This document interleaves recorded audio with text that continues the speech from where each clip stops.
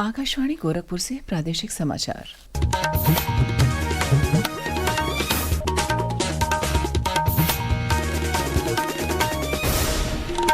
नमस्कार। समाचार बुलेटिन के साथ में शिवानी अरोरा। पहले मुख्य समाचार। मुख्यमंत्री योगी आदित्यनाथ ने गौतम बुद्ध नगर में 1467 करोड़ की 97 विकास परियोजनाओं का किया लोकार्पण शिलान्यास। 14 इकाइयों को 617 करोड़ रुपए की प्रोत्साहन राशि भी वितरित की। प्रदेश के जल शक्ति मंत्री स्वतंत्र देव सिंह ने मेरठ में 21 करोड़ की परियोजनाओं का किया लोकार्पण। कहा, सभी परियोजनाएं समय से पूर्ण करा रही है सरकार। रामनवमी के दिन इस बार फिर रामलला के मस्तक पर अभिषेक करेंगी सूर्य की किरणें। 15 अप्रैल तक पूरा हो जाएगा श्री राम मंदिर का निर्माण कार्य। और बरसाने में कल खेली गई लट्ठमार होली आयोजन देखने देश विदेश से बड़ी संख्या में पहुंचे लोग। अब समाचार विस्तार से। मुख्यमंत्री योगी आदित्यनाथ ने कल गौतम बुद्ध नगर के दादरी में महाराणा प्रताप की भव्य प्रतिमा का अनावरण करने के साथ ही 1467 करोड़ की 97 विकास परियोजनाओं का लोकार्पण और शिलान्यास किया। साथ ही उन्होंने प्रदेश की औद्योगिक नीतियों के अंतर्गत 14 इकाइयों को 617 करोड़ रुपए की प्रोत्साहन राशि का वितरण भी किया। इस अवसर पर जनसभा को संबोधित करते हुए मुख्यमंत्री ने प्रधानमंत्री नरेंद्र मोदी के विजन की सराहना की और कहा कि प्रदेश समेत पूरे देश में आस्था और आजीविका के नए स्रोत खुल रहे हैं। श्री योगी ने गौतम बुद्ध नगर के लिए कई घोषणाएं की, जिनमें राजकीय डिग्री कॉलेज, 100 बेड का चिकित्सालय, ITI और स्टेडियम शामिल हैं। इससे पूर्व मुख्यमंत्री ने एक डेटा सेंटर के उद्घाटन और सेक्टर 145 में माइक्रोसॉफ्ट इंडिया डेवलपमेंट सेंटर के शिलान्यास एवं MAU सॉफ्टवेयर के AI इंजीनियरिंग सेंटर का उद्घाटन किया। मुख्यमंत्री ने कहा कि यह न केवल नोएडा बल्कि समस्त उत्तर भारत के लिए IT सेक्टर के नए युग की शुरुआत है। यह न केवल नोएडा के लिए बल्कि उत्तर भारत के लिए IT सेक्टर के एक नए युग की शुरुआत है। और माइक्रोसॉफ्ट ने यह साबित किया है कि आज के दिन उत्तर प्रदेश इन्वेस्टमेंट का सबसे बेहतरीन डेस्टिनेशन बनकर के उभरा है। इस केंद्र की स्थापना हो जाने पर हैदराबाद के बाद अब Uttar Pradesh India development centre के नवीन परिसर का एक नया घर होगा। IDC नोएडा AI और क्लाउड कंप्यूटिंग के माध्यम से भारत के टेक्निकल इकोसिस्टम को न केवल सुदृढ़ता प्रदान करेगा बल्कि प्रधानमंत्री मोदी जी के विजन को और प्रभावी ढंग से जमीनी धरातल पर उतारने के कार्यक्रम को भी आगे बढ़ाएगा। इस अवसर पर मुख्यमंत्री योगी आदित्यनाथ ने एक स्वास्थ्य केंद्र का लोकार्पण करते हुए पिछले एक दशक में स्वास्थ्य के क्षेत्र में हुई प्रगति का जिक्र किया।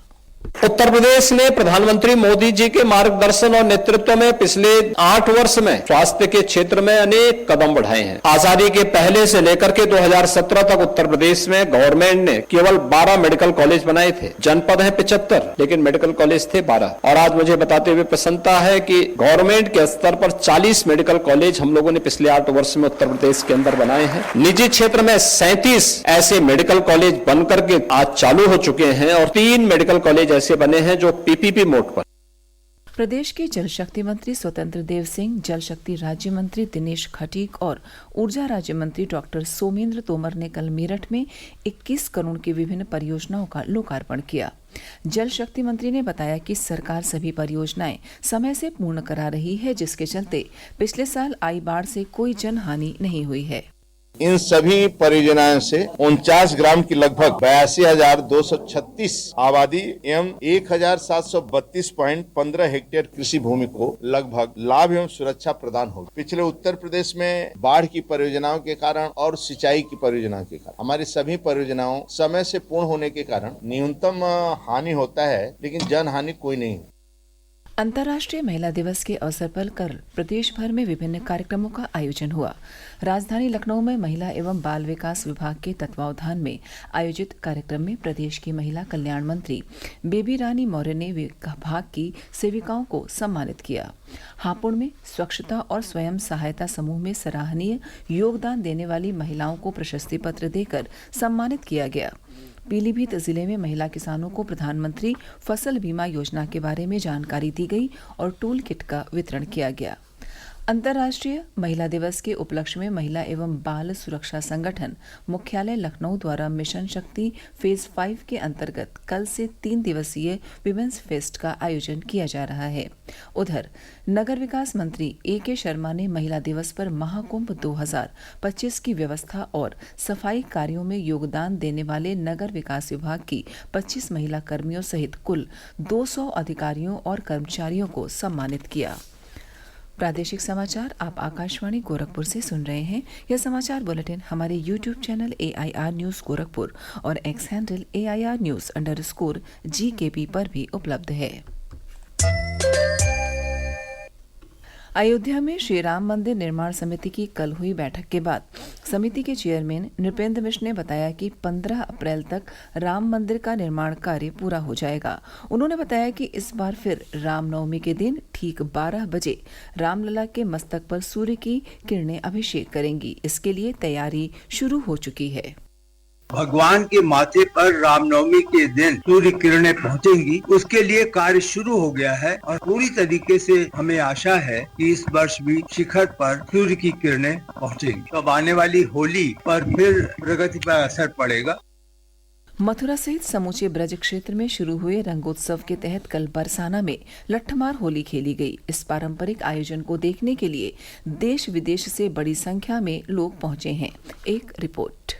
मथुरा धर्म की नगरी बरसाना में विश्व प्रसिद्ध लट्ठमार होली बड़े ही उत्साह और उमंग के साथ खेली गई। हेलीकॉप्टर से रंगीली गली के ऊपर पुष्प वर्षा कर स्वागत किया। यहाँ राधा रानी रूपी गोपियों ने नंदगांव के हुरियारों पर जमकर लाठियां बरसाई और हंसी ठिठोली अबीर गुलाल से होली खेली। होली का आनंद लेने के लिए देश विदेश से कोने कोने से आए लाखों श्रद्धालुओं ने जमकर होली का आनंद लिया और होली के रंगों में सराबोर हो गए। मान्यता है कि बरसाने की महिलाओं की लाठी जिसके सिर पर छू जाए वो सौभाग्यशाली माना जाता है। होली पर परंपरा, आस्था और भक्ति के रंग में पूरा ब्रज डूबा हुआ है। बरसाना में सदियों पुरानी लीला एक बार फिर जीवंत हो उठी। यहाँ पुलिस की सुरक्षा व्यवस्था के कड़े बंदोबस्त किए गए हैं। मोहम्मद उमर कुरैशी, आकाशवाणी समाचार, मथुरा।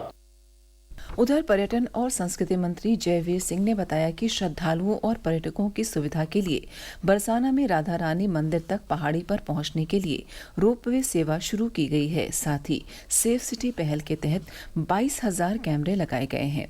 उन्होंने बताया कि पर्यटन विभाग की ओर से जल्द ही यमुना नदी में वृंदावन से गोकुल तक क्रूज का भी संचालन किया जाएगा।